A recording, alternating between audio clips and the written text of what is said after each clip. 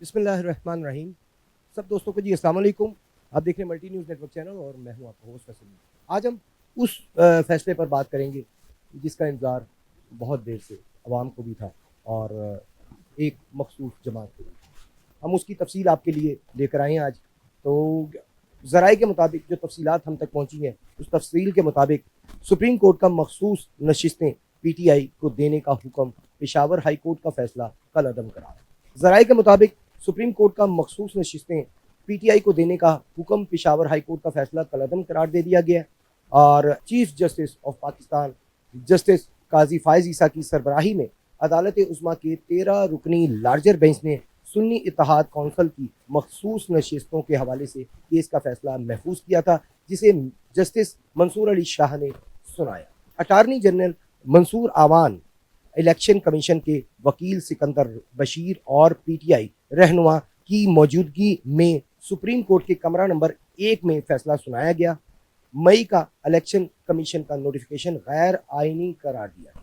अदालत ने 13 मई का इलेक्शन कमीशन का नोटिफिकेशन गैर आईनी करार दे दिया।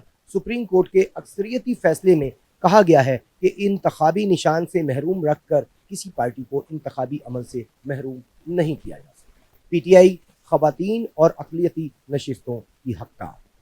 सुप्रीम कोर्ट ने अक्सरियती फैसले में करार दिया कि PTI एक सियासी जमात है। PTI खवातीन और अक़लियती नशिस्तों की हकदार है। 27 जून को इलेक्शन कमीशन ने एक ऑर्डर पेश किया। इस दस्तावेज में कहा गया कि कुछ कागजात नामजदगी ऐसे थे जिनकी पार्टी वाबस्तगी थी। 80 में से 40 अफराद 15 दिनों में तय करें कि किस जमात से ताल्लुक़ रखना है।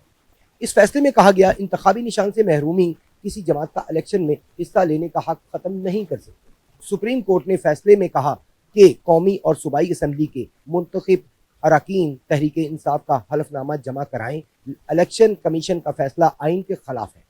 इंतखाबी निशान से महरूमी किसी जमात का इलेक्शन में हिस्सा लेने का हक ख़त्म नहीं कर सकती।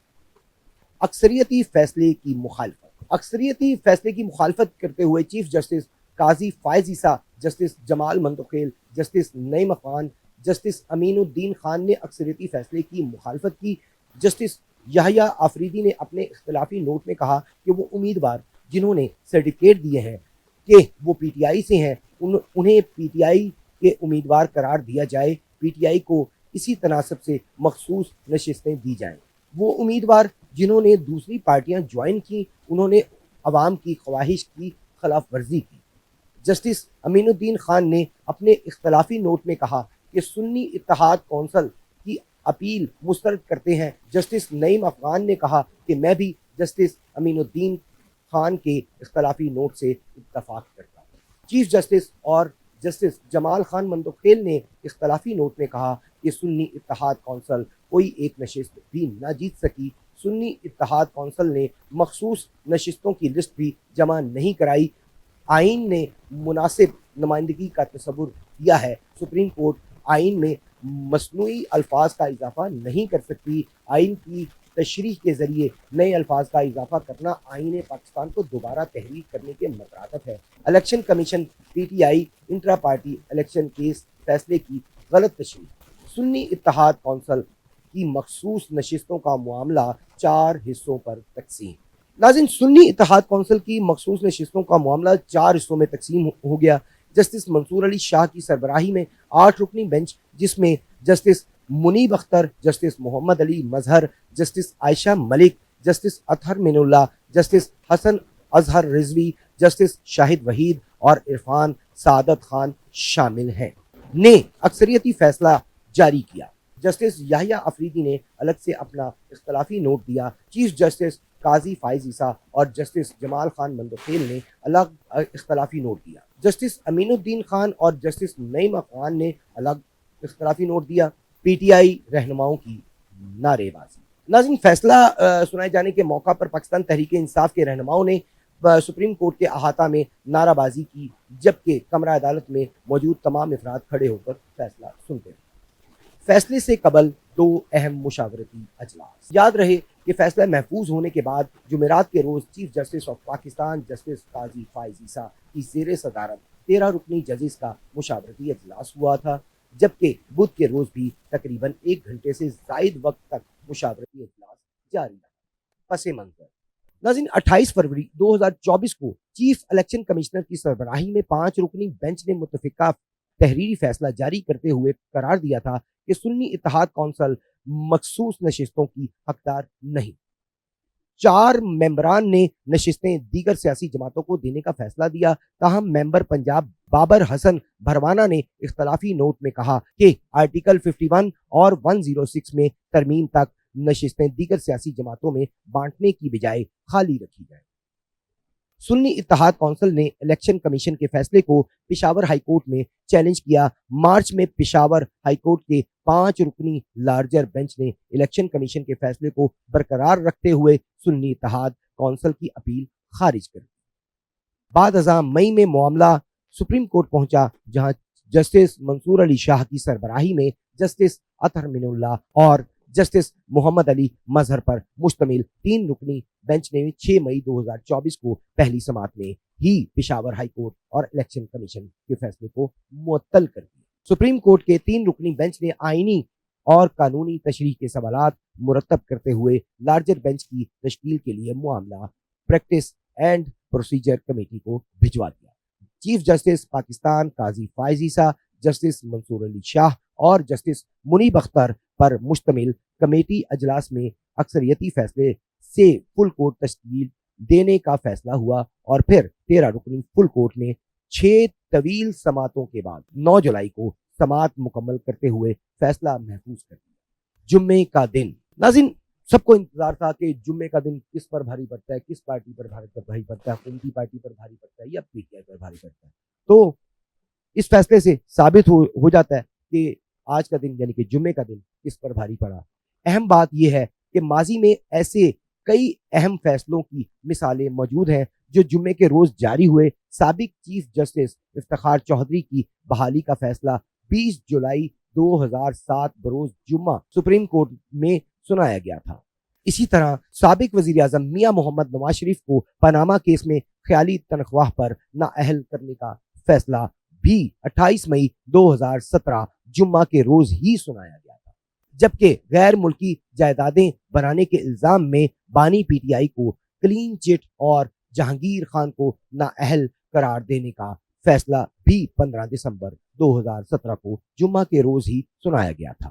حکمران اتحاد 2/3 اکثریت سے محروم، پی ٹی آئی قومی اسمبلی کی سب سے بڑی جماعت بن گئی۔ ناظرین حکمران اتحاد 2/3 اکثریت سے محروم اور پی ٹی آئی قومی اسمبلی کی سب سے بڑی جماعت بن چکی۔ اگر انہیں یہ نشستیں جاری ہو جاتی ہیں، اس کے مطابق قومی اسمبلی میں سنی اتحاد کونسل کے ممبران کی تعداد 84، جبکہ پی ٹی آئی کے حمایت یافتہ 8 آزاد اراکین بھی قومی اسمبلی میں موجود ہیں، جس سے پی ٹی آئی کے حمایت یافتہ اراکین کی مجموعی تعداد 92 ہے۔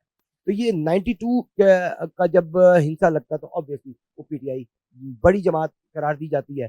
سپریم کورٹ کے فیصلے کی روشنی میں خواتین کی 20 جبکہ 4 اقلیتی نشستیں پی ٹی آئی کو ملیں گی، جس سے پی ٹی آئی کے حمایت یافتہ اراکین کی مجموعی تعداد 92 بن جائے۔ سپریم کورٹ کے فیصلے کی روشنی میں خواتین کی 20 یعنی کہ 20 جبکہ 4 اقلیتی 4 نشستیں جو ہیں وہ پی ٹی آئی کو ملیں گی، جس سے پی ٹی آئی اراکین کی تعداد قومی اسمبلی میں 116 تک پہنچنے کا امکان ہے۔ مسلم لیگ نون مجموعی طور پر 108 یعنی کہ 108 نشستوں کے ساتھ دوسری، جبکہ پاکستان پیپلز پارٹی 68 نشستوں 68 نشستوں کے ساتھ قومی اسمبلی میں تیسری بڑی جماعت کے طور پر موجود ہے۔ M Q M 21، J U I F 8 یعنی کہ 8، مسلم لیگ کاف 5، استحکام پارٹی 4، جبکہ Muslim League Zia Balochistan, National Party Pakhtunkhwa, Milli Awami party اور ایم ڈبلیو ایم کے ایک رکن قومی اسمبلی میں موجود ہے۔ سپریم کورٹ کا مخصوص نشستوں سے متعلق فیصلے کا براہ راست اثر مرکز کے ساتھ صوبے پر بھی پڑے گا، جہاں پی ٹی آئی کو پنجاب اسمبلی میں خواتین کی 24 یعنی کہ 24 جبکہ 3 غیر مسلم کی نشستیں ملیں گی۔ سندھ اسمبلی میں 2 خواتین اور 1 غیر مسلم، جبکہ کے پی اسمبلی کی 21 خواتین اور 4 اقلیتی نشستیں ملیں گی۔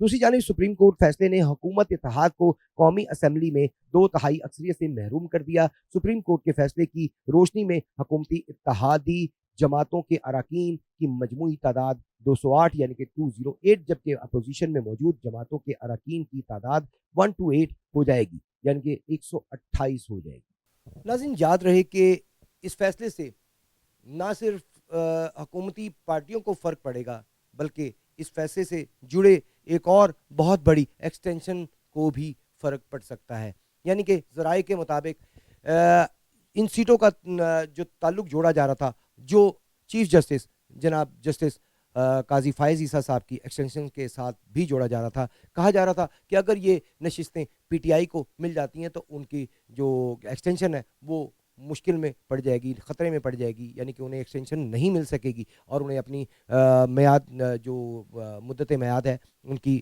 جاب کی وہ پوری کر کے سیٹ کو چھوڑنا پڑے گا۔ دیکھتے ہیں جی آگے کیا ہوتا ہے۔